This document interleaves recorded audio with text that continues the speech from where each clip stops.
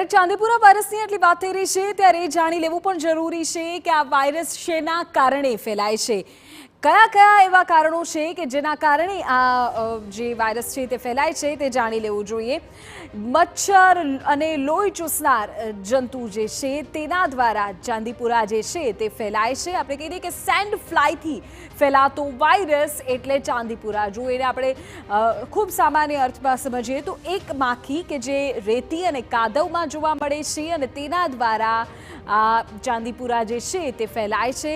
વરસાદમાં તેની સંખ્યા ખૂબ વધી જાય છે કારણ કે દૂષિત પાણીઓ ઠેક ઠેકાણે ભરાયેલા હોય અને તેમાં માખી જે છે ત્યાંથી બાળક સુધી પહોંચતી હોય છે। મેદાની ક્ષેત્રોમાં તેને કારણે ચાંદીપુરા નામનો જે વાયરસ છે તે ફેલાય છે।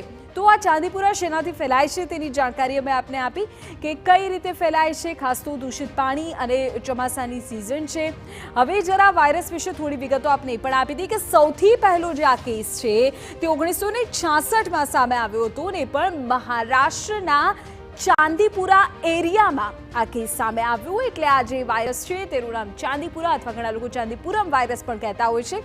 હાલ મહારાષ્ટ્ર અને ગુજરાત સહિત દેશના 18 રાજ્યો એવા છે કે જેમાં ચાંદીપુરા વાયરસનો ફફડાટ છે, લોકો તેનાથી ભયભીત છે। ખાસ તો માખી અને મચ્છરથી આ વાયરસ ફેલાય છે અને નાના બાળકો પર તેનું સંક્રમણ રહેતું હોય છે। વાયરસના સંક્રમણથી માથા પર સોજો આવવા લાગે છે અને અન્ય પણ તેના લક્ષણો છે। 15 વર્ષ સુધીના જે બાળકો છે તે ખાસ તેનો ભોગ બનતા હોય છે, નાના બાળકોથી લઈને 15 વર્ષની ઉંમર સુધી।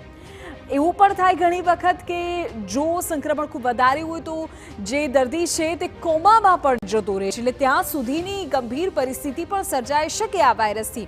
ક્યારેક આ કિસ્સામાં મૃત્યુની ઘટનાઓ પણ બને છે। અત્યાર સુધીમાં રાજ્યમાં જ 8 તો એવા મૃત્યુ સામે આવી ચૂક્યા છે કે જે ચાંદીપુરાથી થયા છે અને અન્ય 2ને લઈને હજુ રિપોર્ટ આવવાની રાહ છે।